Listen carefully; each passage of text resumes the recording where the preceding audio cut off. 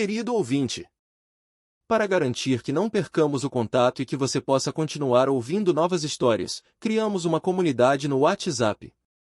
Lá, nossa conexão será direta e sem barreiras. Basta clicar no link no comentário fixado para se juntar a nós. Esperamos por você. E agora, tenha uma ótima audição. Comecei a notar coisas estranhas com a minha neta sempre que a mãe dela estava por perto. Ela ficava quieta. Seus ombros ficavam tensos. Ela não fazia contato visual. Aos 8 anos, ela mostrava todos os sinais de medo, mas não me dizia o porquê. Então, uma noite no jantar, quando ninguém estava prestando atenção, ela deslizou um pedaço de papel dobrado na minha mão por baixo da mesa. Seus dedos estavam gelados e trêmulos. Esperei até estar sozinho para ler. Vovô, olhe embaixo do barco na garagem. Aí você vai entender. Fui verificar e o que vi me deixou paralisado. Mas antes que esse bilhete mudasse tudo, eu sentia no meu íntimo que algo estava errado. No momento em que a caminhonete de Henrique entrou na minha garagem naquele domingo à noite, meu estômago embrulhou. Esses jantares de domingo se tornaram nossa rotina desde que Maria faleceu, há 3 anos. Mas hoje, enquanto Henrique descia e Melissa saía com aquele sorriso ensaiado, eu não conseguia afastar a sensação de que estávamos apenas encenando algo que já estava morto. Então vi Bia. Minha neta sempre foi pura alegria, cachos selvagens e uma energia imparável, o tipo de criança que corria pela porta direto para os meus braços. Mas a criança que saiu do banco de trás era alguém que eu mal reconhecia. Ela tinha perdido peso, seu vestido favorito estava largo. Olheiras profundas marcavam seus olhos. Ela se movia com os ombros curvados, como se tentasse desaparecer. 8 anos de idade e ela já parecia assombrada. Pai. A voz de Henrique era monótona enquanto ele apertava minha mão. Sem abraço, sem calor. Meu próprio filho não conseguia me encarar. Entrem, eu disse, tentando alcançar Bia. Oi, querida. Ela recuou. Ela realmente recuou quando toquei seu ombro. Depois, se recompôs e ofereceu um sorriso trêmulo que partiu meu coração. O jantar foi sufocante. Preparei os pratos favoritos da Bia. Feijoada completa, farofa e couve, mas ela mal tocou no prato.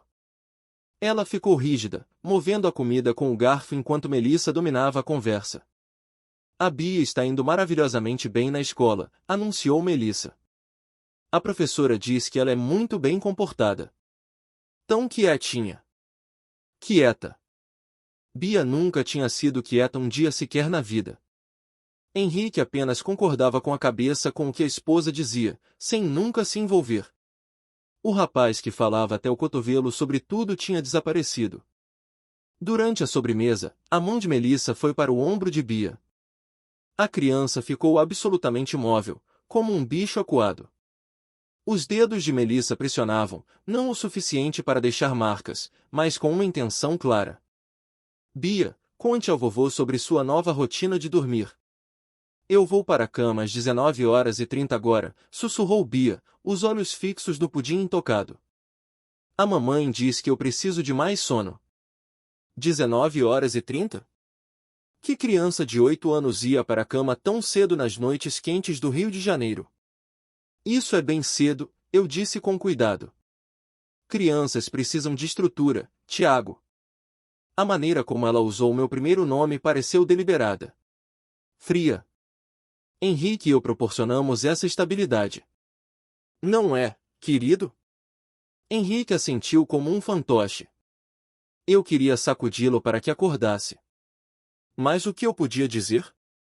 Na superfície, pareciam bem. Apenas os olhos assombrados de Bia contavam uma história diferente. O momento aconteceu durante um dos monólogos de Melissa. A mão pequena de Bia encontrou a minha debaixo da mesa. O papel foi pressionado contra a minha palma.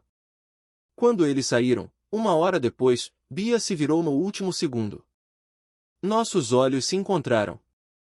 O desespero naquele olhar, o apelo cru e aterrorizado, me atingiu como um soco.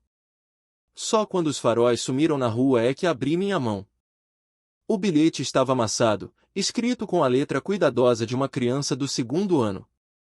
Vovô, olhe embaixo do barco na garagem. Você vai entender. Meu coração martelava. O que havia debaixo daquele barco? Por que minha neta estava tão aterrorizada a ponto de precisar me entregar um bilhete escondido?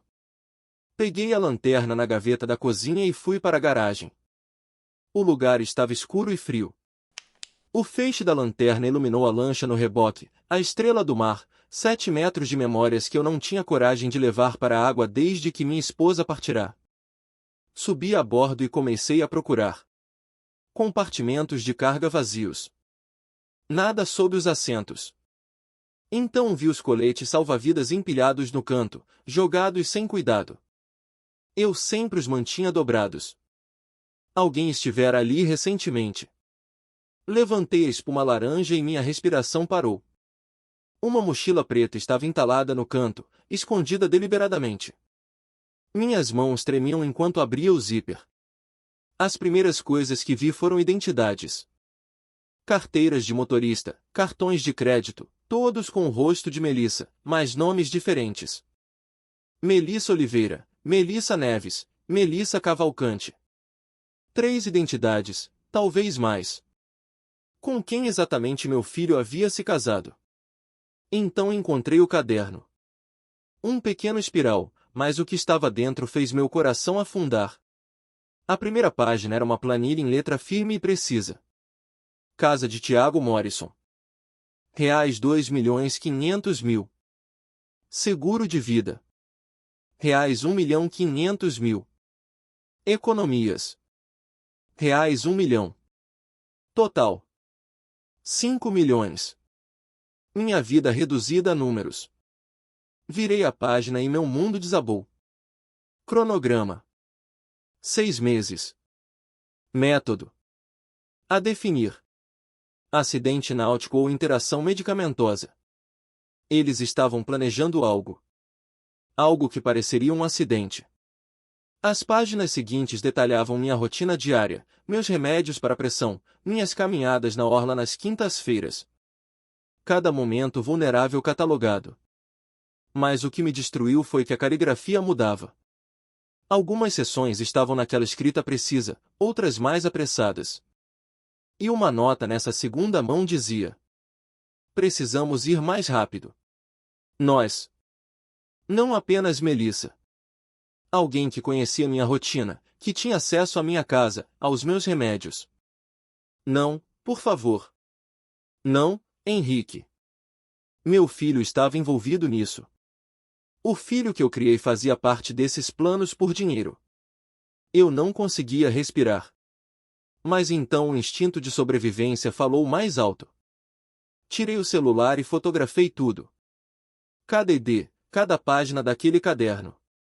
Enviei tudo para a nuvem e mandei uma mensagem para o Marcos, um antigo inspetor da Polícia Civil e o único homem em quem eu podia confiar. Encontrei algo grave. Evidências em anexo. Se algo me acontecer, você sabe o que fazer. A resposta dele veio imediatamente. Estou te ligando agora. Silenciei o celular. Eu precisava. Portas de carro bateram lá fora. O motor da caminhonete do Henrique desligando na minha entrada. Eles tinham voltado. Meu coração martelava enquanto eu enfiava tudo de volta na mochila e jogava os coletes salva-vidas por cima. Apaguei a lanterna no exato momento em que ouvi vozes lá fora. Henrique, Melissa. Passos vindo em direção à garagem. Fiquei congelado na escuridão, com as evidências queimando no meu bolso em forma digital. Enquanto as pessoas que tinham planos para mim caminhavam até a porta, o portão da garagem começou a subir. A luz se espalhou pelo chão de concreto, rastejando em direção ao barco como um aviso do qual eu não podia escapar. O portão abriu totalmente e os faróis da caminhonete inundaram o espaço, me forçando a cerrar os olhos. Henrique e Melissa entraram, suas sombras se esticando pelo concreto. O motor do carro estalava no silêncio atrás deles. Fiquei parado ao lado do barco, com o celular na mão, tentando parecer mais firme do que me sentia. Pai, o que você está fazendo aqui fora? A voz de Henrique soava normal demais. Eu os testei. A Bia me pediu para verificar uma coisa. Os olhos de Melissa se estreitaram por um milésimo de segundo antes que sua máscara de gentileza retornasse. Mas eu vi. Ela sabia que a Bia tinha falado. Não havia sentido em rodeios. Levantei meu celular, mostrando a foto do caderno. Eu já fiz o backup disso. Já enviei para pessoas que sabem o que fazer com isso. Henrique tentou rir. O som saiu estrangulado. Pai, qual é? Você deve estar confuso. Confuso sobre as identidades falsas? O caderno com meus bens e o cronograma da minha morte. As anotações sobre minha rotina escritas por duas pessoas diferentes? Melissa se aproximou, mudando de tática. Sua voz caiu para aquele tom condescendente. Tiago, você tem se sentido bem? Às vezes, na sua idade, problemas de memória podem ser preocupantes. Talvez um início de demência. Minha memória está ótima, mantive meus olhos nos dois.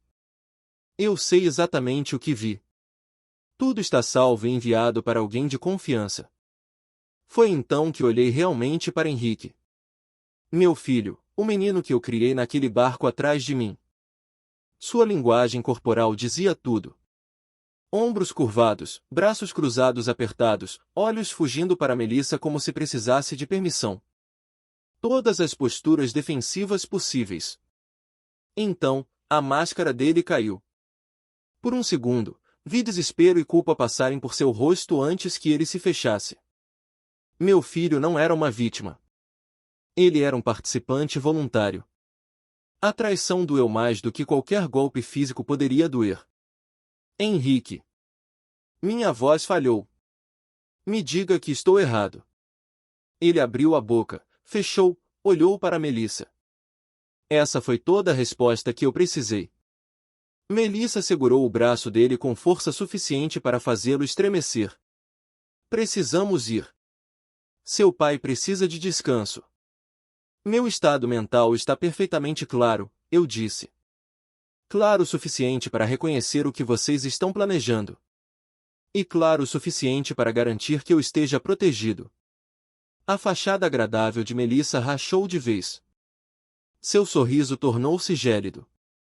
Protegido? Interessante, Tiago. Porque, de onde eu estou vendo, você é um homem de 63 anos morando sozinho. Tantas coisas podem dar errado. Acidentes acontecem o tempo todo. A ameaça pairou entre nós, mal disfarçada. Ela puxou Henrique em direção à porta. Ele a seguiu como um fantoche. Não olhou para trás. Não disse uma palavra. Fiquei ali parado até que a caminhonete desse ré e o som desaparecesse completamente. Só então me deixei cair na popa do barco, com as pernas incapazes de me sustentar.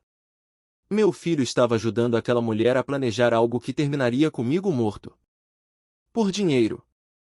Por tudo que eu trabalhei para conquistar, tudo que era para ser da Bia. Eles não iam parar. A ameaça de Melissa deixou isso claro. Isso não terminaria com eles recuando. Isso era uma guerra. O telefone vibrou. Marcos estava tentando ligar de novo. Desta vez, atendi. Marcos, minha voz estava rouca. Eu preciso da sua ajuda. Não dormi naquela noite. Como poderia? Toda vez que fechava os olhos, via aquele caderno.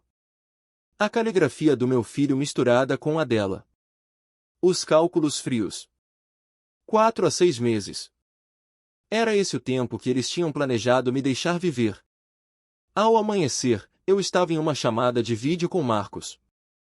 Mostre-me tudo, disse ele, com o rosto sombrio na tela. Abri a pasta na nuvem.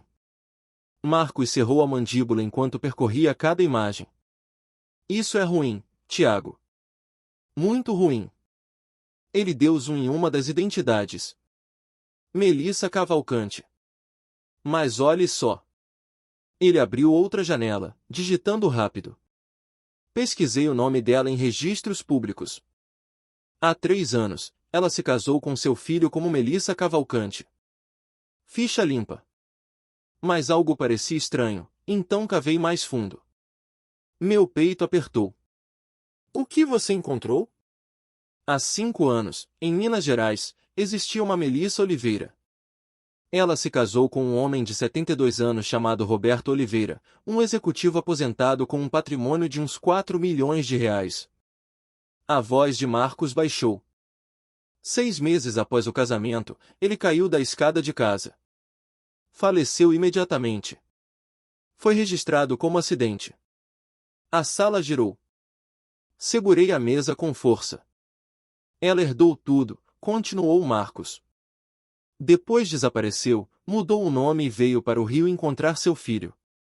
Então é isso que ela faz, minha voz era oca. Ela encontra homens com dinheiro, casa-se com eles, espera e então faz parecer um acidente. Os olhos de Marcos estavam escuros de raiva. E Tiago? O Henrique sabe.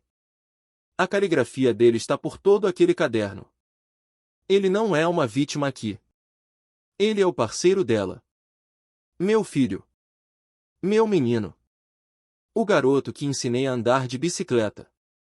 Ele era parte desse plano terrível. Tenho um contato que pode ajudar, disse Marcos. Daniel Brooks. Ele é um advogado especializado em crimes financeiros e proteção ao idoso. Já viu casos assim antes. Em menos de 1 hora, Daniel me ligou. Sua voz era calma e ponderada. Senhor Tiago, o Marcos me pôs a par de tudo. Quero ajudar, mas precisamos agir com cautela. Se eles suspeitarem. Eles já sabem que eu encontrei as provas, respondi. Eu os confrontei ontem à noite. Houve uma pausa do outro lado da linha. Então precisamos ser rápidos. Vou liberar minha agenda. Pode me encontrar hoje à tarde? E Tiago, não se aproxime deles novamente. Nem sozinho. Se eles estão dispostos a seguir esses planos, não hesitarão em adiantar o cronograma. As palavras dele me causaram um calafrio. Antes que eu pudesse responder, meu celular vibrou com uma mensagem do Henrique. Pai, precisamos falar sobre a Bia. Ela está agindo de forma estranha, retraída e ansiosa. A Melissa acha que ela deve ver um psicólogo. Já agendamos uma consulta para a semana que vem. Olhei para a mensagem. Bia, minha neta, a menina corajosa que me entregou aquele bilhete. Eles não estavam mais visando apenas a mim, estavam indo atrás dela, isolando-a para garantir que ela não contasse a mais ninguém o que sabia. Meu medo se transformou em algo mais duro. Fúria. Respondi. Vou falar com ela primeiro. Me dê um tempo com ela. Mas eu sabia a verdade. Eles não me dariam tempo. Dirigi como um louco para chegar à escola da Bia às 15 horas. Minhas mãos agarravam o volante com tanta força que os nós dos dedos estavam brancos. Eu tinha que chegar antes deles. Quando parei na fila de busca, meu coração disparou. Sem sinal do carro do Henrique ainda. Ótimo! Bia saiu pelas portas com sua mochila e, no momento em que me viu, seu rosto mudou. Alívio puro e desesperado. Ela correu para o carro e entrou sem dizer uma palavra. Que tal um sorvete? Perguntei gentilmente. Ela sentiu rápido, os olhos correndo para o retrovisor como se esperasse que eles aparecessem a qualquer segundo. Saímos dali antes que pudessem chegar. A sorveteria estava cheia, barulhenta e segura. Bia escolheu o sabor de chocolate, mas mal tocou nele. Suas mãos tremiam. Querida, eu disse baixinho. Você está segura comigo? Eu prometo. Foi quando ela desabou. As lágrimas escorreram e ela se inclinou em mim, soluçando. Vovô, eles vão te machucar. Eu ouvi. A mamãe disse. Você está no caminho. Ela disse exatamente assim, como se você não fosse nada. Meu peito doía, mas mantive a voz firme. O que mais você ouviu? O papai deve dinheiro para pessoas. Muito dinheiro. Ele disse à mamãe que faria o que fosse preciso para conseguir. Eles não sabem que eu ouvi. Eu finjo que estou dormindo. Eu estou sempre fingindo que estou dormindo agora. 8 anos de idade. E ela carregava isso sozinha.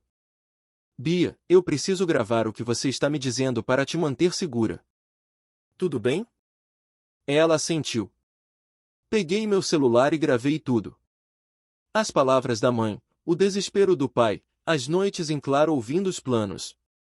Evidência legal vinda da minha própria neta. Quando saímos da loja, segurei a mão dela com força. Vamos consertar isso, eu prometo. Mas quando cheguei ao carro, meu estômago afundou.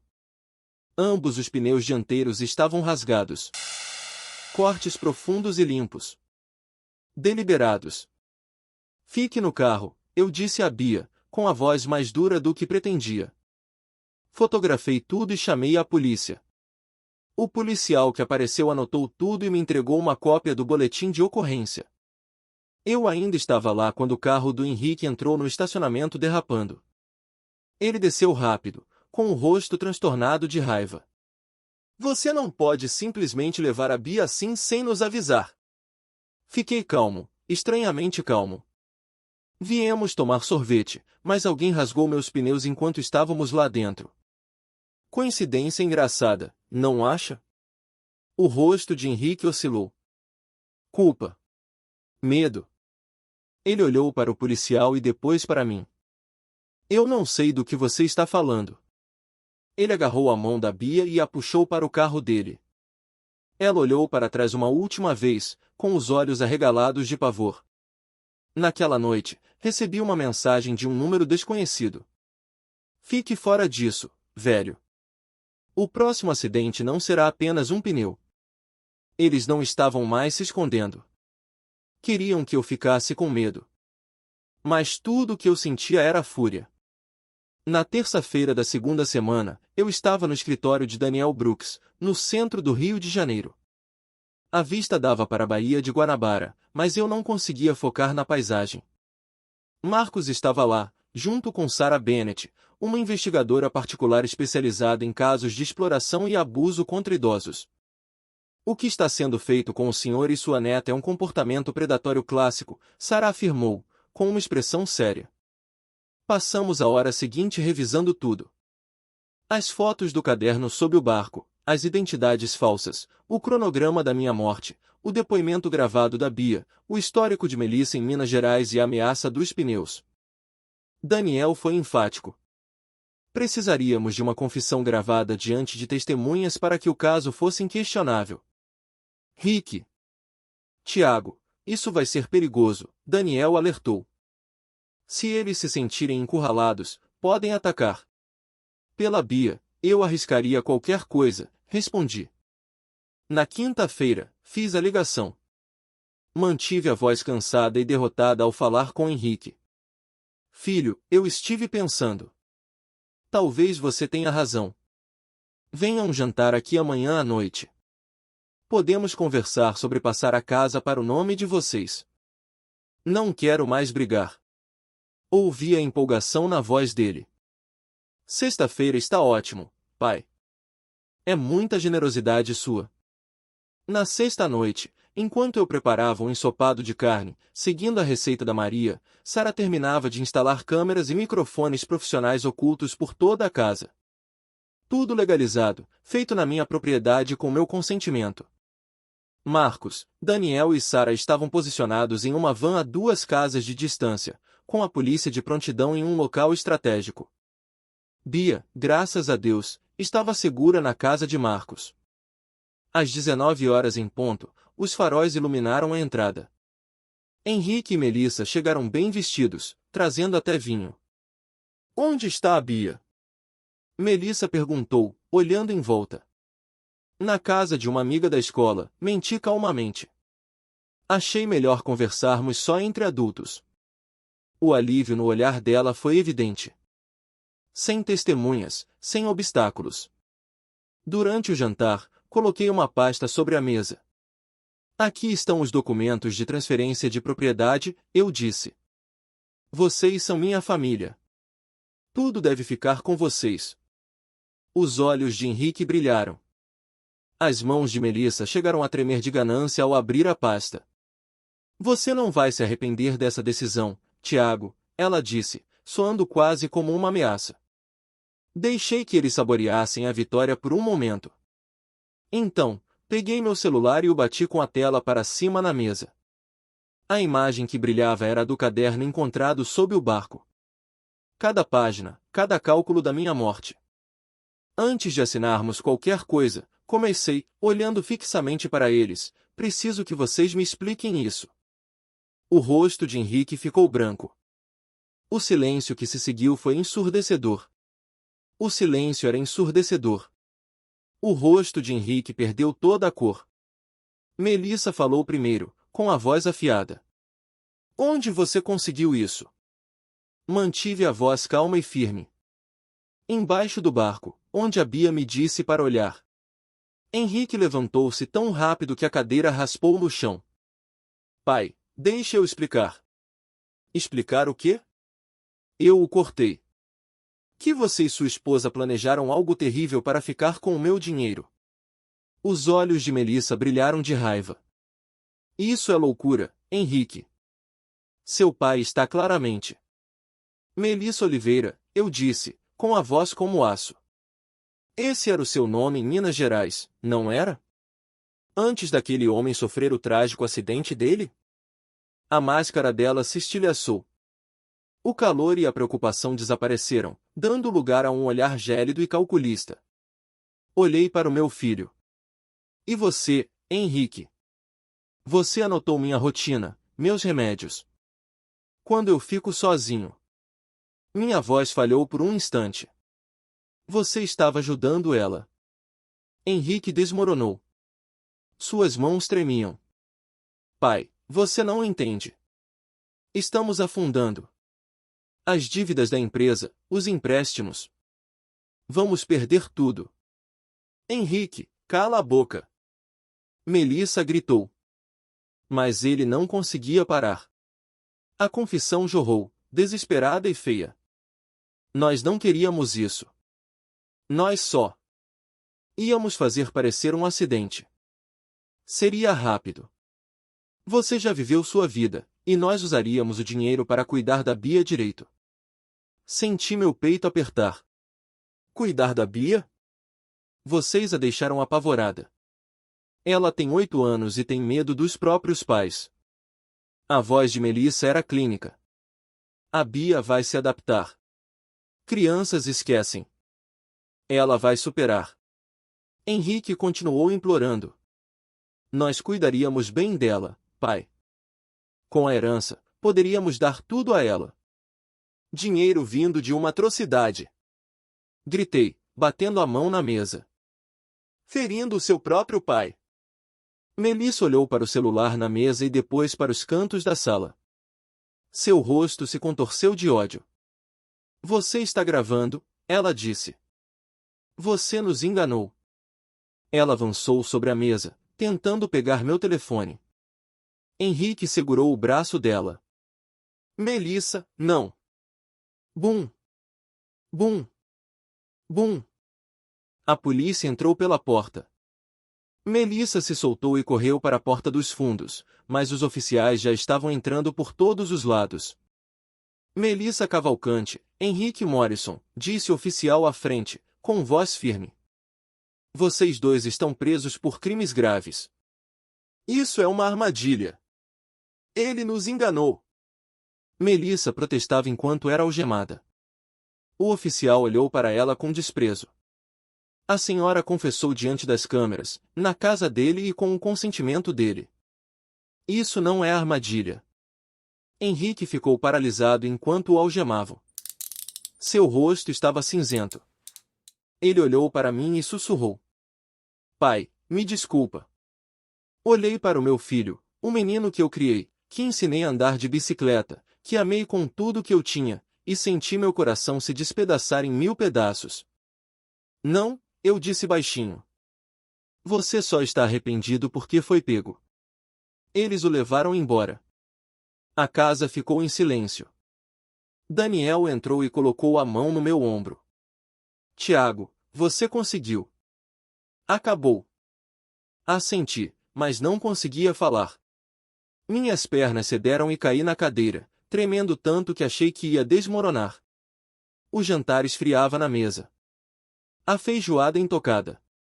Os documentos de transferência espalhados pelo chão, sem valor nenhum agora. Meu filho se fora. Mas a Bia estaria segura, e era isso que importava. 3 meses depois, tudo parecia diferente. Henrique e Melissa enfrentavam longas penas de prisão. A justiça foi feita. Eu consegui a guarda total e permanente da Bia. Ela começou a terapia imediatamente. No início, ela mal falava, mas semana após semana, os pesadelos diminuíram. Seus desenhos não eram mais sombrios, agora tinham sol, flores e barcos em águas azuis brilhantes. E então, uma manhã, ouvi de novo a risada dela. Aquele som preencheu a casa de uma forma que eu tinha esquecido ser possível. Nossos dias ganharam um ritmo. Manhãs de panquecas e conversas sobre a escola. Nos fins de semana, levávamos a lancha para passear. O mesmo barco que escondeu segredos agora nos levava pela Baía de Guanabara. Estávamos recuperando o que quase nos foi roubado. Não parei por aí. Daniel me convidou para participar de sua ONG e eu aceitei. Uma vez por mês, visito centros de convivência para idosos para falar sobre exploração financeira e como se proteger. Às vezes, a Bia vai comigo e distribui seus desenhos para os vovós e vovós de lá. Aprendi algo poderoso. Família não é apenas quem nasce com você, é quem está ao seu lado. Marcos, Daniel, Sara e até vizinhos que eu mal conhecia se tornaram nosso círculo de apoio. Em um domingo à tarde, enquanto o sol se punha pintando o céu de dourado, Bia me olhou no barco. Vovô, você ainda pensa no papai? Respirei fundo. Penso, querida. Penso em quem ele costumava ser. Mas ele fez as próprias escolhas. Você acha que ele nos amou de verdade? Ela perguntou. Puxei-a para perto. Acho que ele escolheu um caminho diferente, meu bem. Mas isso não muda o que nós temos. Temos pessoas que cuidam de nós, e temos um ao outro. Ela encostou a cabeça no meu peito. Olhei para o horizonte e pensei na Maria. Espero que ela esteja orgulhosa. Eu a mantive segura. Envelhecer não significa ficar fraco. Significa ganhar sabedoria e coragem. Bia sorriu para mim, com os olhos brilhantes. Eu te amo, vovô. Eu também te amo, Bia. A risada dela ecoou pela Baía. Passamos pelos dias mais difíceis, mas agora, finalmente, estávamos livres para seguir em frente juntos. Obrigado por ouvir minha história até o fim. Se ela tocou você, deixe seu like, escreva nos comentários o que mais te marcou e não se esqueça de dizer de onde você é. Inscreva-se, muitas outras histórias importantes ainda estão por vir. E para garantir que continuaremos sempre juntos, não deixe de clicar no link no comentário fixado e entrar na nossa comunidade no WhatsApp. Sua presença lá é muito importante para nós. Desejo a você um excelente dia e até a próxima história.